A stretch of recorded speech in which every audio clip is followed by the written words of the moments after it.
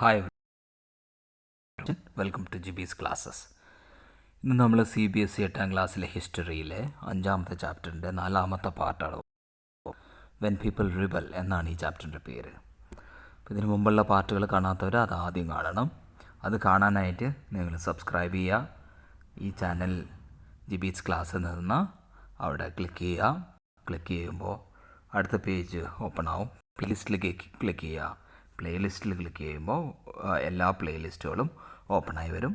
ഏത് പ്ലേലിസ്റ്റാണോ, ഏത് സബ്ജക്റ്റാണോ, ഏത് ക്ലാസ്സാണോ നിങ്ങൾക്ക് കാണേണ്ടത് അതിൽ ക്ലിക്ക് ചെയ്യുക. അതിൽ ക്ലിക്ക് ചെയ്യുമ്പോൾ ആ സബ്ജക്റ്റിലെ ആ ക്ലാസ്സിലെ എല്ലാ വീഡിയോയും ഓപ്പണായി വരും. അതിൽ ഓരോന്നോരോന്നായിട്ട് ഉണ്ടാവും. അത് നോക്കി നിങ്ങൾക്ക് പഠിക്കാൻ പറ്റും. നമുക്ക് പാഠത്തിലോട്ട് പോകാം. The British had not expected this to happen. ഇതെല്ലാം നമ്മൾ നേരത്തെ തന്നെ കണ്ടു. ഇവിടെ വരെയാണ് നേരത്തെ നോക്കിയത്. Then the rebellion spreads. Revolution spread ചെയ്യുന്നതിന്, അതായത് മറ്റുള്ള സ്ഥലത്തോട്ട് പടർന്നു പിടിക്കുക, ആ വിപ്ലവം, അതിനെക്കുറിച്ചാണ് ഈ ടോപ്പിക്കിൽ നമ്മൾ നോക്കുക. After British were routed from ഡൽഹിയിൽ ബ്രിട്ടീഷുകാരെ തോൽപ്പിച്ചു. And there was no uprising of for almost a week. ഒരു ആഴ്ചത്തോളം എല്ലാം സമാധാനമായിരുന്നു. It took that much time for the news to travel. Then a spurt of mutinies began. അപ്പോൾ അങ്ങനെ ഒരാഴ്ചത്തോളം സമയമെടുത്തു. അങ്ങനെ എല്ലാവരിലോട്ടും ഈ ഡൽഹിയിൽ നടന്ന സംഭവങ്ങളും ഡൽഹിയിലെ റെവല്യൂഷനും ആ വിപ്ലവവും അതെല്ലാവരിലോട്ടും എത്തി. Mutinies began. Regiment after regiment mutinied and took off to join other troops at nodal points like Delhi, Kanpur and Lucknow. അപ്പോൾ ഈ ഇന്ത്യൻ പട്ടാളക്കാർ, ബ്രിട്ടീഷ് ഈസ്റ്റ് ഇന്ത്യ കമ്പനിയിൽ ജോലി ചെയ്യുന്ന ഇന്ത്യൻ പട്ടാളക്കാർ അവരുടെ ഒരു റെജിമെൻറ്റിൽ നിന്ന് അടുത്ത റെജിമെൻറ്റിലോട്ട് ഈ മ്യൂട്ടിനി എന്ന് പറഞ്ഞാൽ അവരുടെ ഓഫീസർമാർ പറഞ്ഞത് കേൾക്കാതിരിക്കുക ഗ്രൂപ്പായിട്ട്. എന്നിട്ട് അപ്പോൾ ഓരോ റെജിമെൻറ്റിൽ നിന്ന് അടുത്ത റെജിമെൻറ്റിലോട്ട് ഇങ്ങനെയുള്ള ഈ സമ്പ്രദായം, ഈ മ്യൂട്ടിനി പറഞ്ഞു കേൾക്കാതിരിക്കുക, അതിങ്ങനെ വ്യാപിച്ചുകൊണ്ടിരുന്നു. Took off to join other troops. അപ്പോൾ അവർ മറ്റുള്ള ട്രൂപ്സുമായിട്ട്, മറ്റ് ഗ്രൂപ്പുമായിട്ട് ചേരാനായിട്ട് അവർ പല നോഡൽ പോയിൻറ്റ്സിലും എത്തി. അതായത് ഡൽഹിയിലും കാൺപൂറും ലക്നൗവിലുമൊക്കെ. After them the people of the towns and villages also rose up in rebellion and rallied around local leaders, zamindars and chiefs. അപ്പോൾ ഈ പട്ടാളക്കാരുടെ പുറകെ ടൗൺസിലും വില്ലേജിലുള്ള ആൾക്കാരും ഈ വിപ്ലവത്തിന് കൂടിച്ചേർന്നു. അവരും റാലികൾ നടത്തി.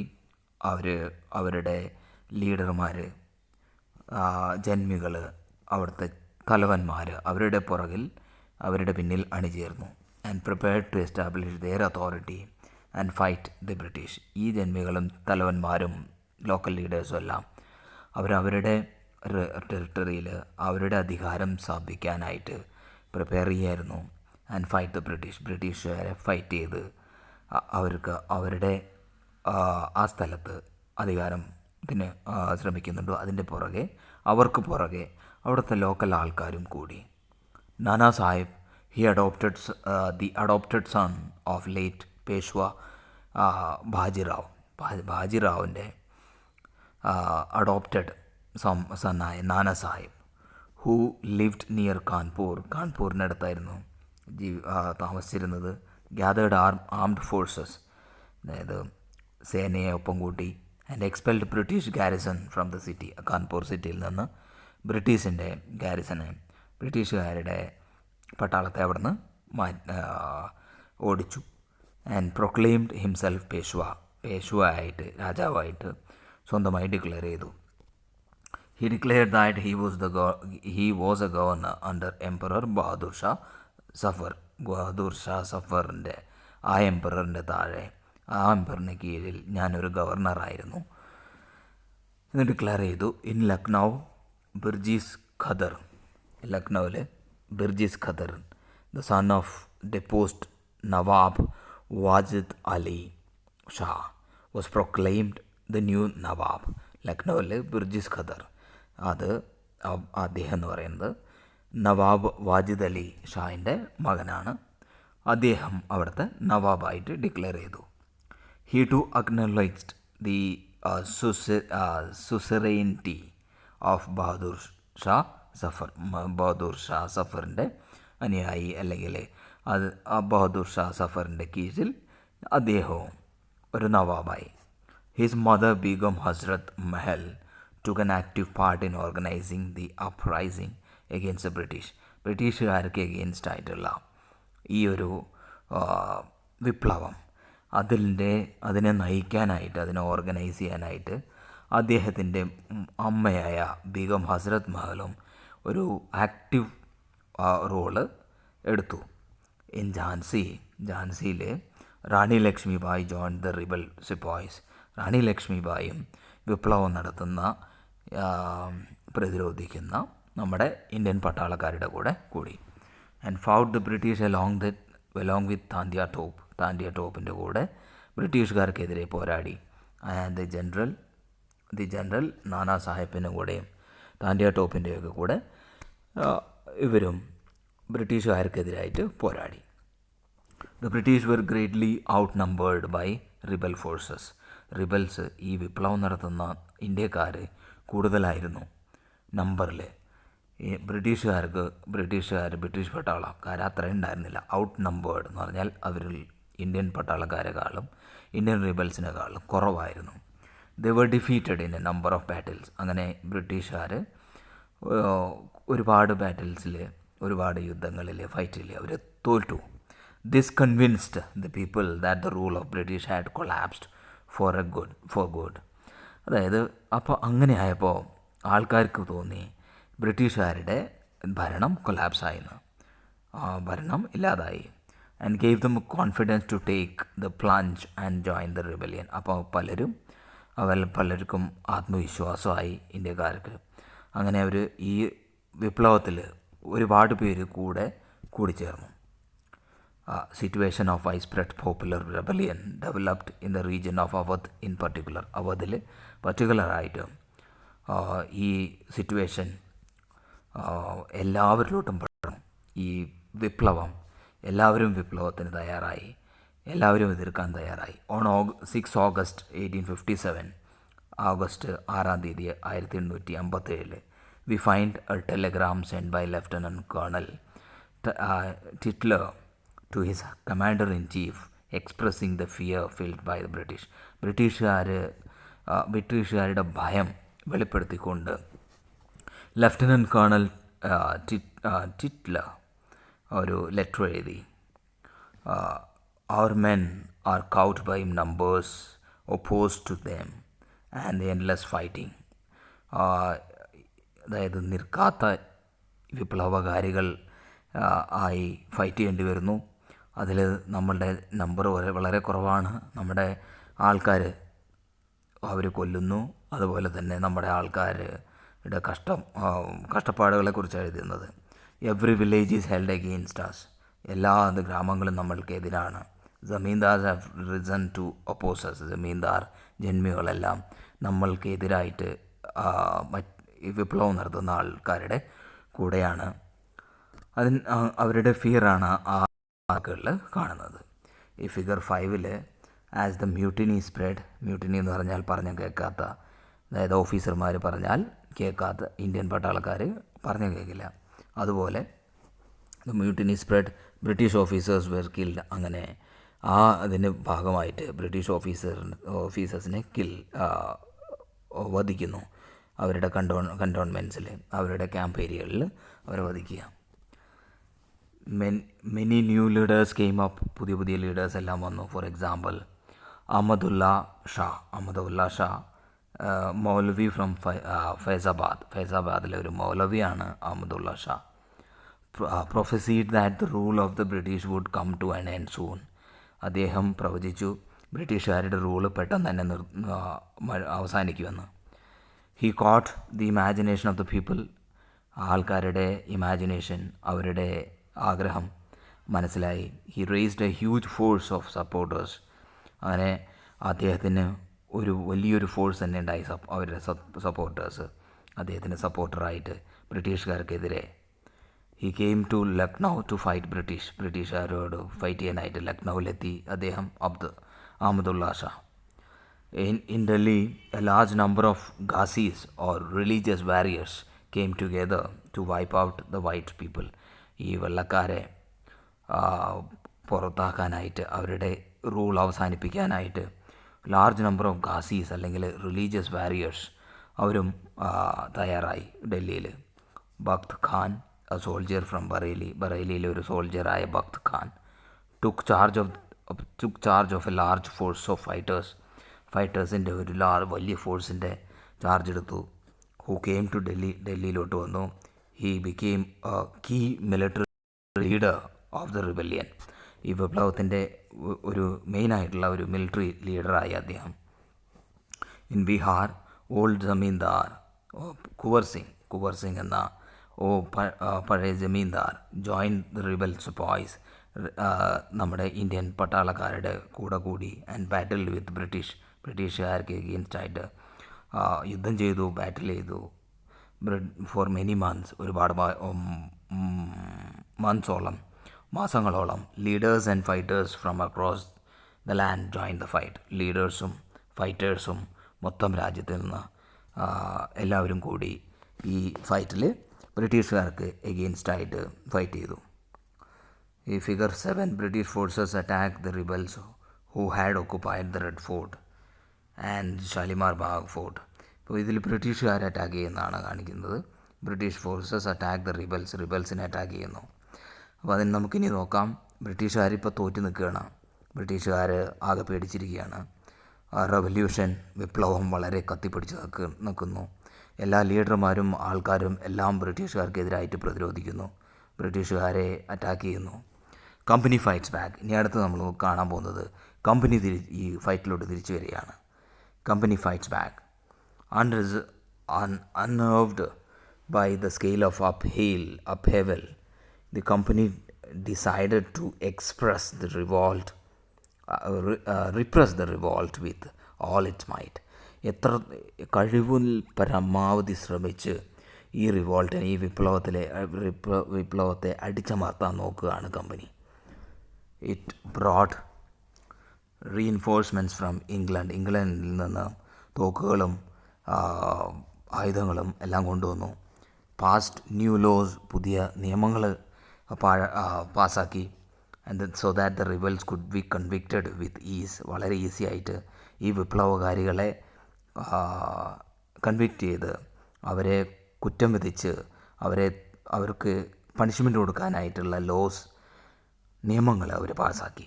And then moved in to storm centres of the റിവോൾട്ടിൻ്റെ സ്റ്റോം സെൻറ്റേഴ്സ്, മെയിനായിട്ടുള്ള സെൻറ്റേഴ്സിൽ അങ്ങോട്ട് ഈ ബ്രിട്ടീഷിൻ്റെ പട്ടാളം നീങ്ങി. Delhi was recaptured from the rebel ഫോഴ്സസിൽ നിന്ന്, വിപ്ലവകാരിയിൽ നിന്ന് ഡൽഹിയെ തിരിച്ചു പിടിച്ചു. ഇൻ സെപ്റ്റംബർ 1857, 1857 സെപ്റ്റംബറിൽ അത് ഡൽഹി തിരിച്ചു പിടിച്ചു. ലാസ്റ്റ് അവസാനത്തെ മുഗൾ എംപററായ Bahadur Shah Zafar was tried in കോടതിയിൽ വിചാരണ നടത്തി. And sentenced to life imprisonment, ജീവിതകാലം മൊത്തം ജയിലിലടയ്ക്കാനായിട്ട് വിധി വന്നു. His sons were shot dead, അദ്ദേഹത്തിൻ്റെ ആൺമക്കളെ എല്ലാം കൊന്നുകളഞ്ഞു. ബിഫോർ ഹിസ് ഐസ്, അയാളുടെ മുമ്പിൽ വെച്ച് തന്നെ, ബഹാദൂർ ഷാ സഫറിൻ്റെ മുമ്പിൽ വെച്ച് തന്നെ അദ്ദേഹത്തിൻ്റെ ആൺമക്കളെ കൊന്നുകളഞ്ഞു. He and his wife Begum Zinat Mahal were sent to prison in Rangoon in October 1858. 1858 ഒക്ടോബറിൽ അദ്ദേഹത്തെയും അദ്ദേഹത്തിൻ്റെ വൈഫായ സീനത്ത് മഹലിനെയും റംഗൂണിലെ ഒരു ജയിലിലോട്ട് വിട്ടു. Bahadur Shah Zafar died in Rangoon jail in November 1862. 1862 Bahadur Shah Zafar ആ റംഗൂൺ ജയിലിൽ മരിക്കുകയാണ്. ഫിഗർ ഇനി ഒരു അടുത്ത ഫിഗറിൽ കാണിക്കുന്നത് the siege train reaches Delhi. The British forces initially found it difficult to break through the heavy fortification in Delhi. ഈ ഡൽഹിയിലെ കോട്ട ബ്രേക്ക് ചെയ്യാനായിട്ട് ബ്രിട്ടീഷുകാർക്ക് വളരെ വളരെ ബുദ്ധിമുട്ടായിരുന്നു. On 3 September 1857, September 3, 1857 reinforcements arrived. Reinforcement എന്ന് പറഞ്ഞാൽ ഈ ആംസ് ആൻഡ് അമ്യൂണിഷൻസും തോക്കും ആയുധങ്ങളെല്ലാം എത്തി. 7 മൈൽ ലോങ് സീജ് ട്രെയിൻ, 7 മൈലോളം നീളമുള്ള siege train comprising cart loads of cannons പീരങ്കികളും അമ്യൂണിഷനും പുൾ ബൈ എലിഫൻസ് വലിച്ചുകൊണ്ട് പോകുന്ന ഈ പീരങ്കികളും അമ്യൂണിഷനും ഒക്കെ എത്തി. അപ്പോൾ അതിൻ്റെ ഒരു ചിത്രമാണ് ഈ കാണുന്നത്. ആന വലിച്ചുകൊണ്ട് പോകണോ ഈ പീരങ്കികളെയൊക്കെ. അപ്പോൾ ബ്രിട്ടീഷുകാർക്ക് ഇംഗ്ലണ്ടിൽ നിന്ന് ഒരുപാട് ആംസ് ആൻഡ് അമ്യൂണിഷൻസ് എത്തി. അതെല്ലാം ഇന്ത്യയിലെ വിപ്ലവം നടത്തുന്ന ആൾക്കാർക്കെതിരെ ഉപയോഗിക്കാനായിട്ട് കൊണ്ടുപോവുക. അതുമല്ല ആ കോട്ടകളെ പൊളിക്കാനായിട്ട്. The recapture of Delhi, however, did not mean that the rebellion died down after that. അപ്പോൾ റീക്യാപ്ചർ ചെയ്തു ഡൽഹിയെ. അപ്പോൾ അതിനർത്ഥം ആ വിപ്ലവം നിന്നുപോയി എന്നല്ല. People continued to resist and battle the ബ്രിട്ടീഷുകാർക്കെതിരെ യുദ്ധം ചെയ്തുകൊണ്ടേയിരുന്നു. British had to fight for 2 years to suppress the massive forces of popular rebellion. ഈ പോപ്പുലറായ വിപ്ലവത്തെ സപ്രസ് ചെയ്യാനായിട്ട് അമർത്താനായിട്ട് ബ്രിട്ടീഷുകാർ ഏകദേശം 2 വർഷം ഫൈറ്റ് ചെയ്യേണ്ടി വന്നു ബ്രിട്ടീഷുകാർക്ക്. Lucknow was taken in March 1858 മാർച്ചിൽ ലക്നൗവിനെ തിരിച്ചു പിടിച്ചു. Rani Lakshmi Bai was defeated and killed in June 1852. 1858 ജൂണിൽ റാണി ലക്ഷ്മി ബായെ തോൽപ്പിച്ച് വധിച്ചു. Tantia Tope escaped to the jungles of central ഇന്ത്യയിലെ കാടുകളിൽ താന്തിയ ടോപ്പ് രക്ഷപ്പെട്ടു. And continue to fight guerrilla war നടത്തി, ഒളിപ്പോർ നടത്തി. And with the support of many tribal ലീഡേഴ്സിൻ്റെയും പെസൻറ്റ് ലീഡേഴ്സിൻ്റെയും സപ്പോർട്ടോടെ ഗൊറില്ല വാർ നടത്തി Tantia Tope. He was captured and tried and killed in April 1859. അദ്ദേഹത്തെ പിടിച്ചു. അദ്ദേഹത്തെ കോടതിയിൽ വിചാരണ നടത്തി. And killed in April 1859. 1859 April അദ്ദേഹത്തെ കൊന്നു. ഈ ഫിഗറിൽ British troops blow up Kashmiri gate to enter Delhi. ഡൽഹിയിലെ കാശ്മീരി ഗേറ്റ് ബ്ലോ ചെയ്ത് തകർത്ത് ബ്രിട്ടീഷുകാർ കയറുന്നതാണ്, ആ കോട്ടയ്ക്കുള്ളിൽ കയറുന്നതാണ് ഈ ചിത്രം. ഈ ചിത്രം എന്ന് പറയുന്നത് British forces capture the rebels near കാൺപൂരിലെ റിബൽസിനെ, വിപ്ലവകാരികളെ പിടിക്കുന്നതാണ്. Notice the way the artist shows British soldiers valiantly advancing the rebel forces. വളരെ വീരശൂരതയോടെ ഈ ഇന്ത്യൻ റിബൽ ഫോഴ്സസിനെ കീഴടക്കുന്നതാണ് ഈ ചിത്രത്തിൽ കാണിക്കുന്നത്.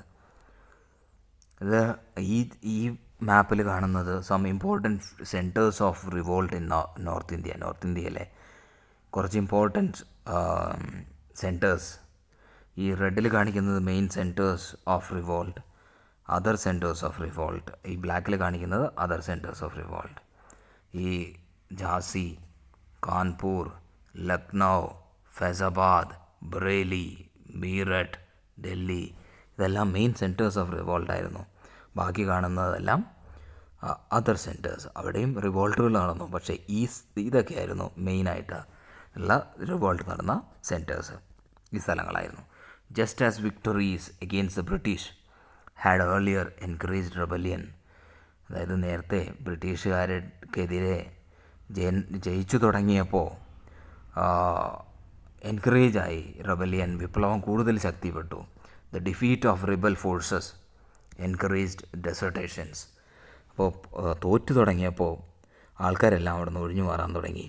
British also tried their best to win back the loyalty of the people. ആൾക്കാരുടെ വിശ്വാസം കയ്യിലെടുക്കാൻ വേണ്ടി ബ്രിട്ടീഷ് ശ്രമിച്ചു. They announced rewards for loyal land holders would be allowed.